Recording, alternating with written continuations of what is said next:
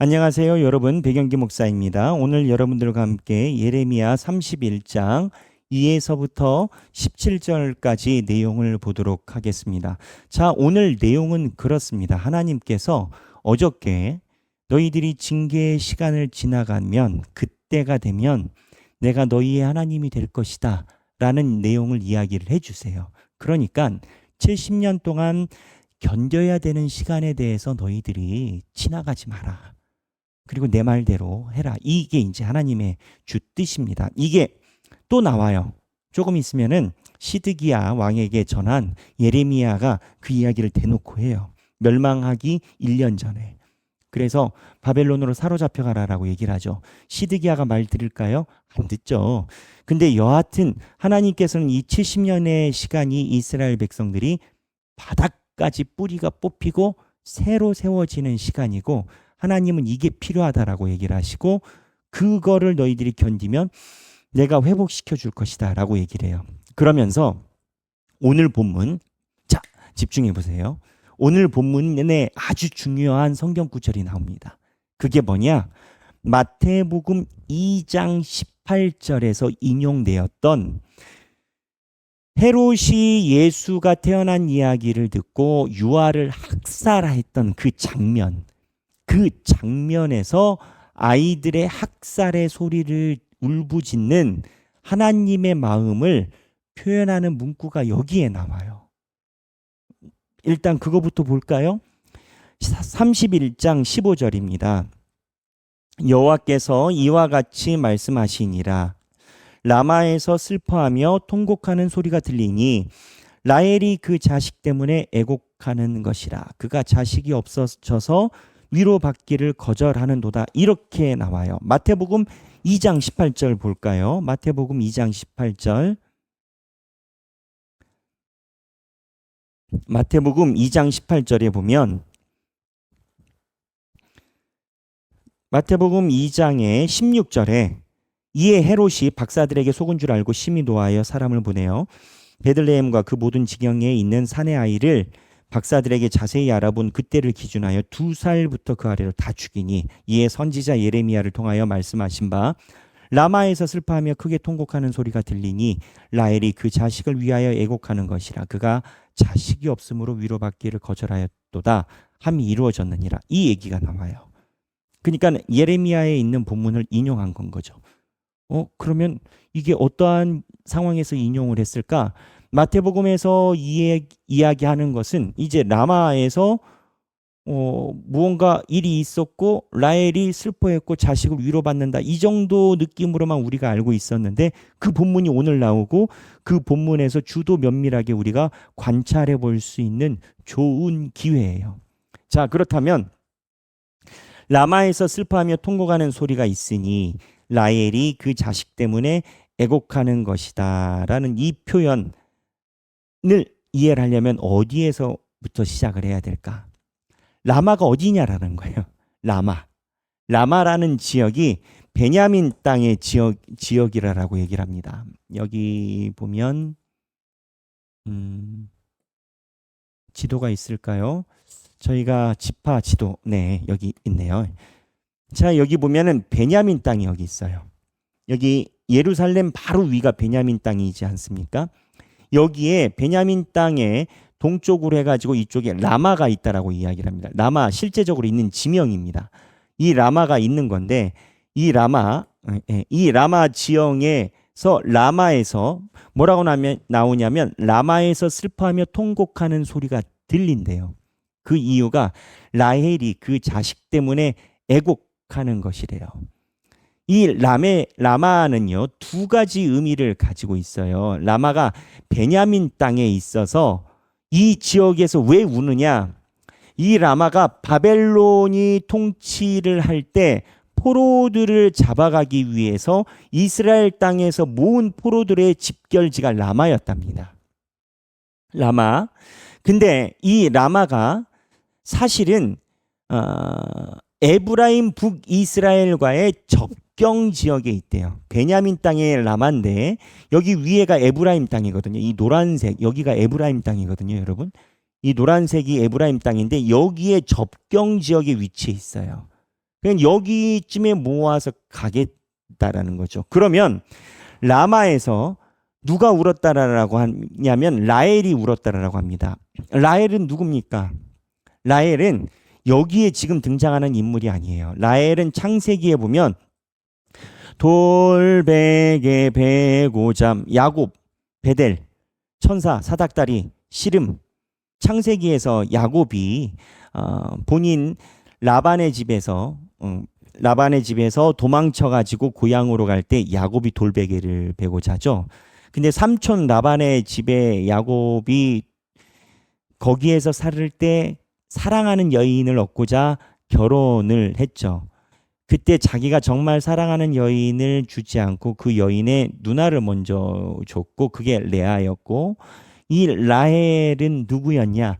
야곱이 정말 사랑하고 아내로 맡고 싶었던 그 여인이었죠. 근데 이 라헬이 아이가 없었어요. 아이가 잘 안 생겼어요.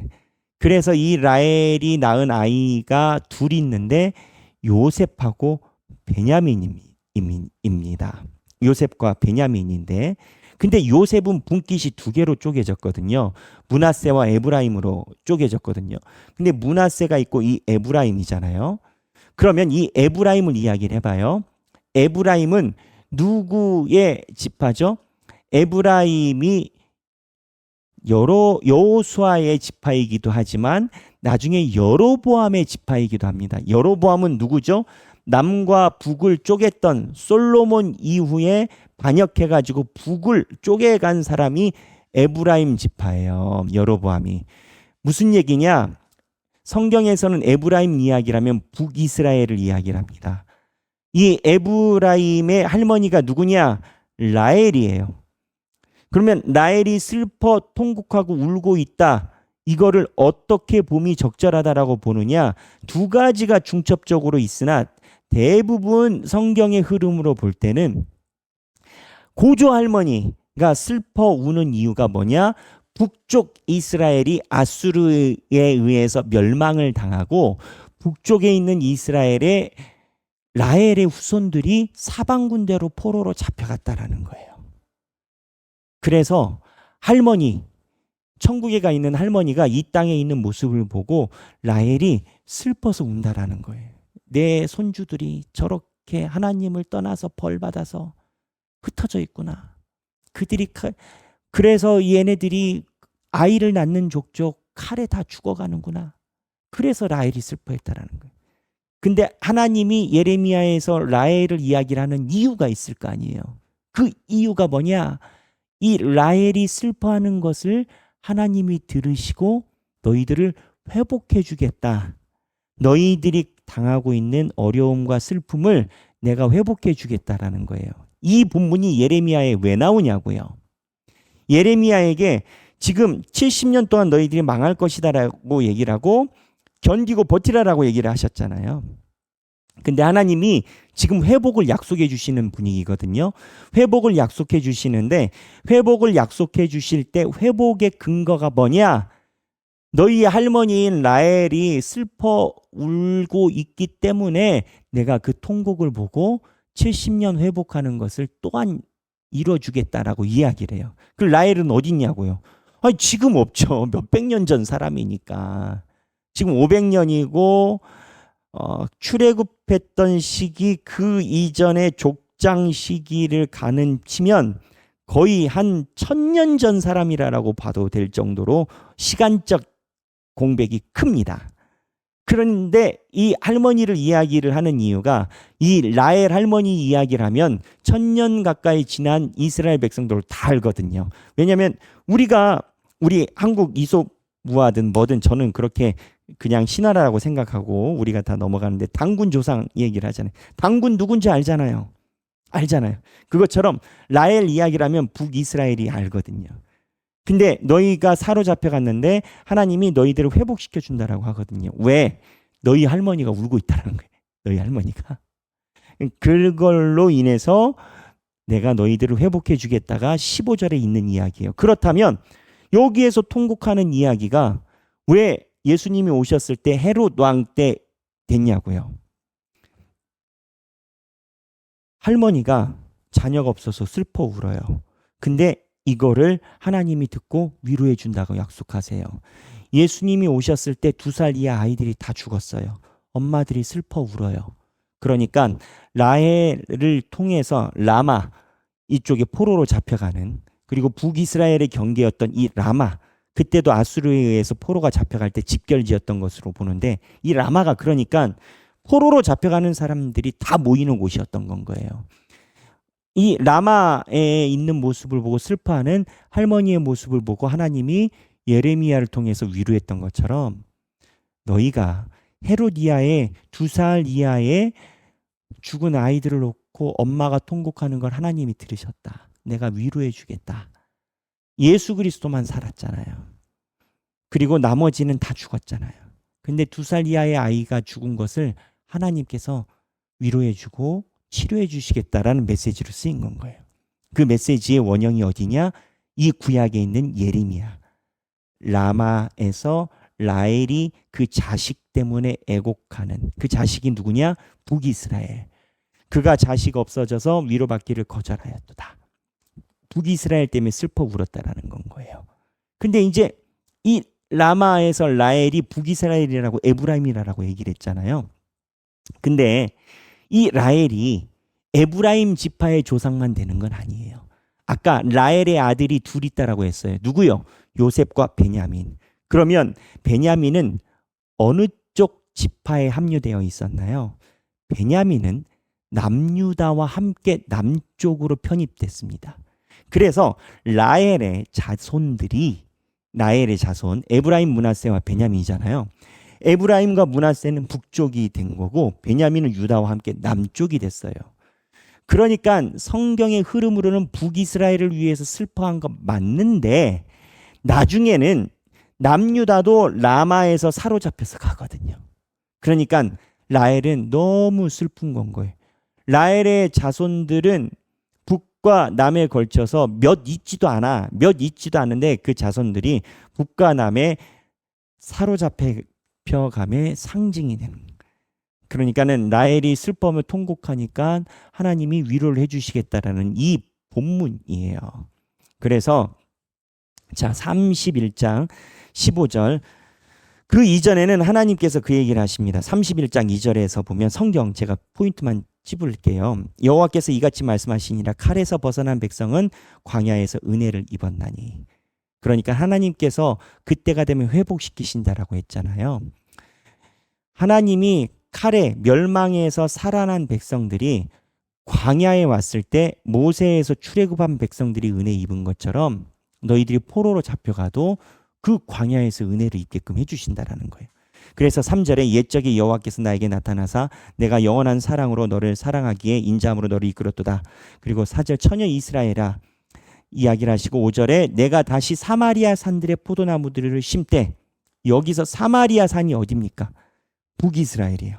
그러니까 지금 사마리아 하면 북쪽을 얘기를 하거든요. 제가 아까 얘기를 했잖아요. 라헬을 북이스라엘에 대해서 먼저 이야기를 한다고. 그 이유가 지금 여기 흐름이 멸망한 북이스라엘을 하나님이 회복시켜 주신다라는 메시지를 갖고 있어요. 사마리아. 그 다음에 6절에 에브라임산. 에브라임은 북이에요, 남이에요? 북이에요. 여기 에브라임. 그래서 북. 우리가 시온에 올라가서 여호와 하나님께 나아가자. 6절 하반부에 우리가 시온에 올라가자. 이 에브라임이 멸망하게 된 이유는 뭐냐면 성소 문제였거든요.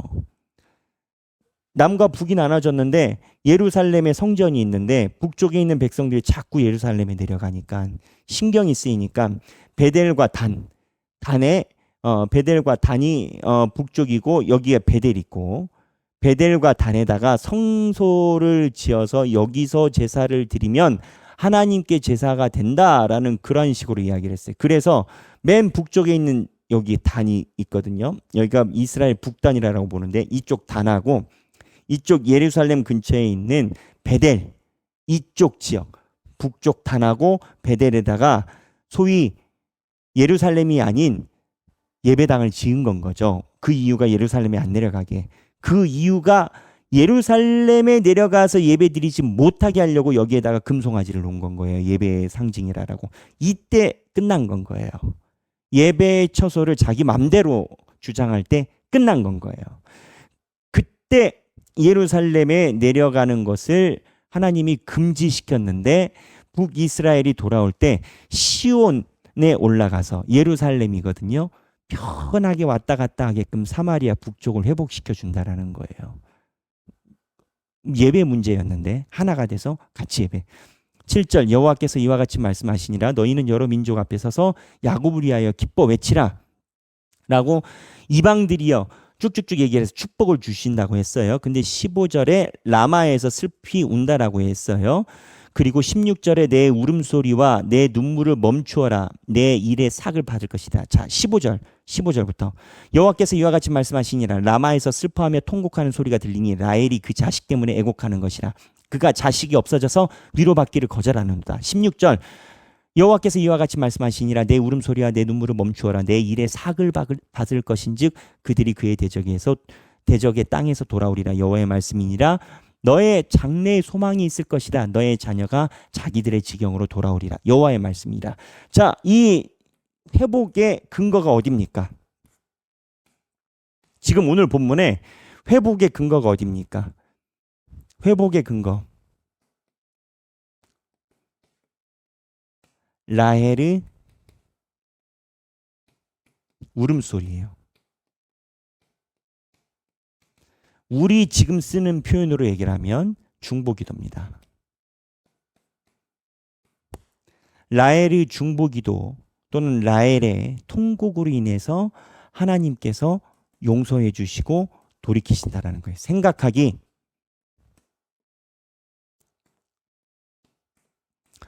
여러분이 어떠한 사람들을 위해서 애통해 하고 하나님께 기도드림이 없어지는 게 아니에요. 여기 뭐라고 이야기를 했냐면 내 일의 삭을 받았다라고 해요. 우리가 통곡함으로 인해서 그 사람이 회복된다라는 거예요. 생각하기 내가 누구를 위해서 중보기도하고 누구의 구원을 위해서 누구의 신앙을 위해서 기도한다라는 걸 하나님이 회복의 근거로 삼아준다라는 거예요. 내가 중보기도 해야 되는 대상이 누구인가? 그리고 그 사람을 위해서 이 라헬이 통곡하는 것처럼 나는 어떻게 기도해 줄 수 있는가? 여러분들의 중보기도 대상을 놓고 하나님께 중보기도를 하는 시간이 되면 좋겠어요. 오늘 이 내용 살펴보시고 성경 읽기 행복하게 하시고 오늘 생각하기 내가 대신 기도해 주어야 되는 그 대상을 놓고 기도문을 한번 여러분 창에 올려보시면 좋겠습니다. 옆집 동네에 순자가 있다. 순자가 하나님의 말씀을 잘 듣고 돌아오면 좋겠다. 내가 언제나 기도한다. 라헬의 통곡처럼 나의 기도가 순자에게 전달이 되면 좋겠다. 주여 순자가 하나님 앞에 속히 돌아오게 해주세요. 이러한 기도 제목을 올려보시자라는 겁니다. 행복한 성경 읽기 되시길 바랍니다. 감사합니다.